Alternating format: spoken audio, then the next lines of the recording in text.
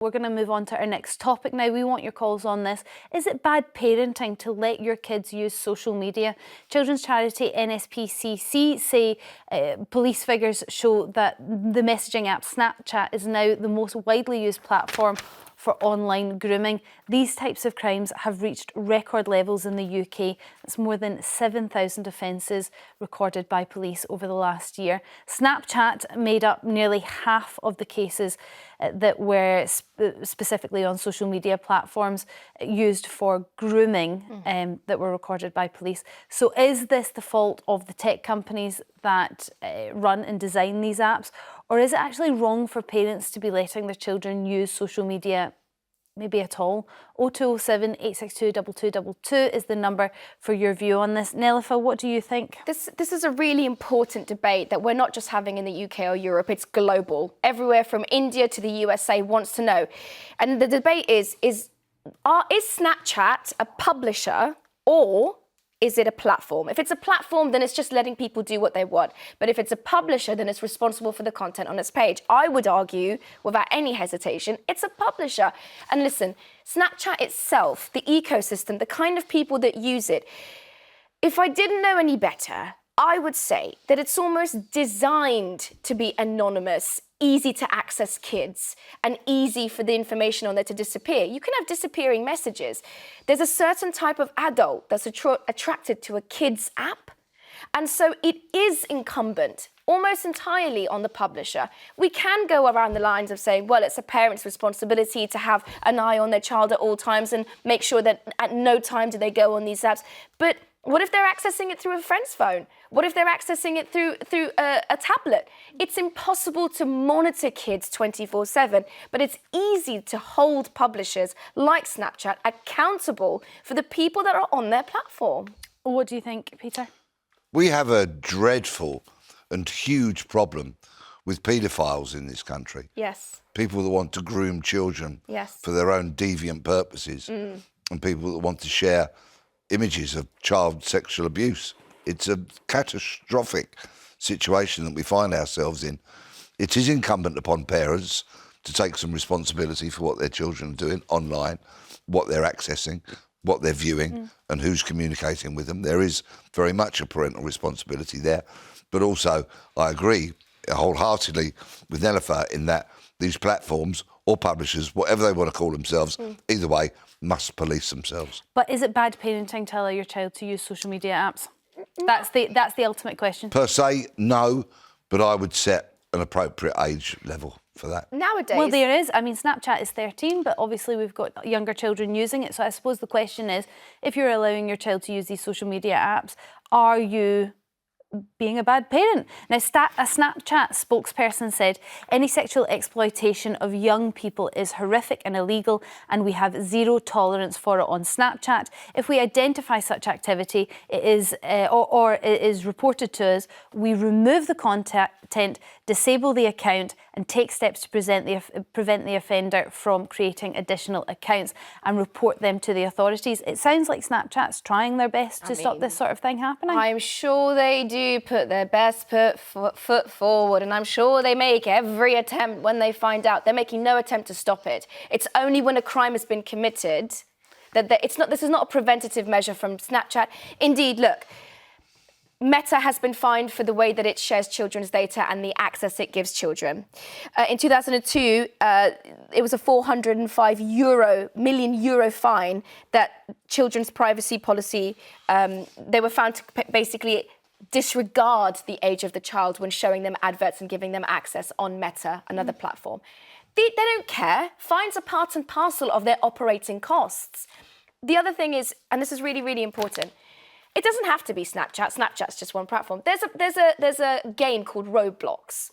And that, which is aimed at even younger children, has been found to be used by child sex abusers, by paedophiles, to go even after younger kids. Okay, so but it's not Snapchat or this or that. It's the fact that these apps, that these platforms are being used and targeted by paedophiles and child sex offenders. Okay, but if you know that and it is widely known outside even these four walls, Why are parents still allowing their children to use them? Surely some sort of responsibility has to be laid in the parent's lap to say, if you're allowing your child in your house to freely use Snapchat and Instagram and all these things, even under the age, or these other games that are used by groomers, maybe that's your responsibility, and that's just plain bad parenting.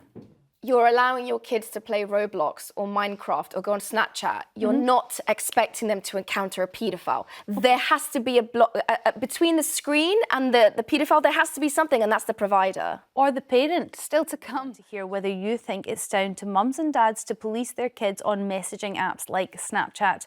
0207 862 2222 is the number to give us a ring. We'll start with Karen from Leicestershire. What's your view on this one?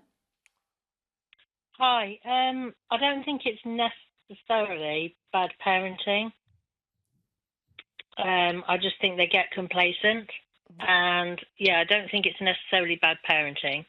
What do you mean complacent? I think it's quite... It's an easy option. You know, there's a lot going on in life, and it's just the kids that have got everything they can view, and it's good social media. A lot of the time, it's the other people using it that obviously create the issues that get the children engaged into the wrong things. And I think if they haven't got a peer group and their own circle of friends, it's difficult, because then they rely a lot on social media. And I think families don't interact as much as they should. So I think some people just don't think it's going to happen to them, so they don't really police it as such. I suppose complacency in parenting, is that not bad parenting? If you're allowing your child to access something that then allows a 10-year-old, for example, to have access to the whole World Wide Web and everything that contains, and all the people that contains, free access at 10, isn't that bad parenting, even if it is just sort of a nonchalance around it? Yeah, I think if parents don't put any parental controls on and don't keep an update on what their kids are watching, that's, yes, bad parenting. Well, but I think sometimes the parental people just don't think it's going to happen. It's then a really interesting point when we talk about parental controls, because of course you can put parental controls on there, but even my son at 2 can probably work something, my phone, better than me. He manages to get into it and I have no idea how. So kids are more technically savvy than older parents. And you pick them up from school, you get home, hang the coats up, you've got to get dinner ready, you start peeling the spuds. You're happy for the child or children to go on their phones or go on their console or do something for a while you get dinner prepared, while you sort the kitchen out, while you empty the dishwasher. All that kind of things are everyday occurrences, and so you cannot monitor them all the time. But if your relationship with your kids is based fundamentally, unshakably on truth, honesty and openness, then when you speak to your kid and say, what are you on that phone, or what are you playing on that game, you'll get the truth back. Karen, thank you very much for your call. Becky from Lincolnshire, what's your thoughts on this? Oh, hi, Storm. Yeah, I've got a personal experience, really. Nelufar mentioned Roblox, and that's where it all started for us. My son was on Roblox, which I probably didn't understand at the time, but I thought it was just a game where children could play with their friends, which turns out it isn't. And that led to him downloading Snapchat and carrying on a conversation with somebody who wasn't who they said they were asking for photos of my child. Becky, I've got 2 questions for you. How long ago did he start playing Roblox? Because it is only a couple of months that I've started to hear of that game and its connection to grooming and that sort of thing. So was it more than a few months ago? Yes, he's 10 now. He probably started about 8 years old when he got his iPad and his friends started to play. So, he started on Roblox when he was about 8 years old, but it was about 6 months ago when he knows I do spot checks on his phone and iPad. And it was just, I did one of these spot checks, noticed some strange messages on Snapchat, and then it's gone back to Roblox. And at that point, I've had to have a really serious chat with him that I hoped that wouldn't have to have with him being so young. And did you know that he had downloaded Snapchat? No, No, I didn't. I had no idea. It was just I was going through his iPad and his phone, saw Snapchat, looked at the conversations, and then worked my way back to Roblox. Right, so what would you say, because that's a really tricky situation then, Becky, you've been in, what would you say, because in an absolutely hideous one, what advice would you give to parents to stop it from happening? What has to happen? You've just got to keep an eye on this. I mean, he's not allowed any social media, and I hadn't realised that Roblox is effectively social media. I think we just need to really, really keep an eye on our children because, I mean, things have changed. When I was young, you know, these things weren't about. I don't necessarily think it's bad parenting. Even when these things happen, I just think we just need to be more on the ball with our children. It's maybe just our ignorance around technology and all this new technology happening. We're trying to catch up. Honestly, I've got hairs in the back of my neck from Becky's story. I've investigated this as a journalist. Peter, I'm not a law enforcement person like you, but have been. But I'm telling you, Becky's situation is not unusual. And Becky, well done you for stepping in when you needed to get to your child and to safeguard. This is my point. There are so many steps before Becky should have to get involved that the platform can work on and implement. And none of it is being done. So between the internet in all its grotesque forms and your child, Becky, there are so many guardrails, so many barriers that we can put up, that the social media platforms can put up, and they're not doing it. That is why I hold them more accountable than any parent, good or bad. We've spoken about, Becky, thank you very much for your call and sharing that story, and I really hope you don't have to face anything like that ever again with your son. But thank you for sharing it. We've spoken about Roblox quite a lot. So they've previously issued a statement on child safety. They say that the well-being of the Roblox community is our first priority. We are continually investigating in and involving the safety tools, teams and policies we dedicate to catching and preventing attempts at malicious or harmful activity on our platforms. But you think that they could do more, Nelufar? Yes, Storm. I think they can do. That's such a lovely, well-written. But what do you think that they could do? There are tools. Okay, if we want to get into the nitty-gritty of it, there are tools that they can put into their system. There are algorithms that they can run. There are tons of phrases that older people use that younger people don't use. There are sentences. There's a length of time that groomers and sexual predators who prey on children use. There are so many things that these platforms can do. It would take hours for me to explain them all. But they're not doing. The point is, they are not held responsible, but they are entertaining it. They are the platform where these things are happening on. Okay. And as parents, don't be afraid to educate your kids about the dangers that are out there. Okay, Sarah from Nottingham, what's your thoughts on this? Is this lazy parenting? Is it ignorance on our part as parents because we don't know as much about the new games that are all coming out in the social media and the messaging apps, and it's all just a bit confusing for us? Sure, yeah, thank you. Afternoon all. Yeah, I'm a parent and I think it's a combination of factors. But one thing that concerns me is that if these social media platforms are for adults, I think the age should be raised from 13 to 18-year-olds because I'm a parent and I let my child use Snapchat. And the ignorance behind me not being aware what Snapchat enables. At the time, during COVID lockdown, it was for him to keep in contact with his friends. Now, I don't use Snapchat, but I enabled him to do that. I'm now more informed and educated about Snapchat and the other, what they can lead on to. And therefore, it raises questions. I check his Snapchat account to see what's going on, and it's quite... The teenagers nowadays are just posting so much information. It's just ridiculous. So part of it is due to lack of... It's ignorance, being not aware of how IT and digital platforms have manifested itself. Because back in my day, I'm a grown-ass woman at the age of 47. I didn't have all this IT technology, so I'm playing catch-up.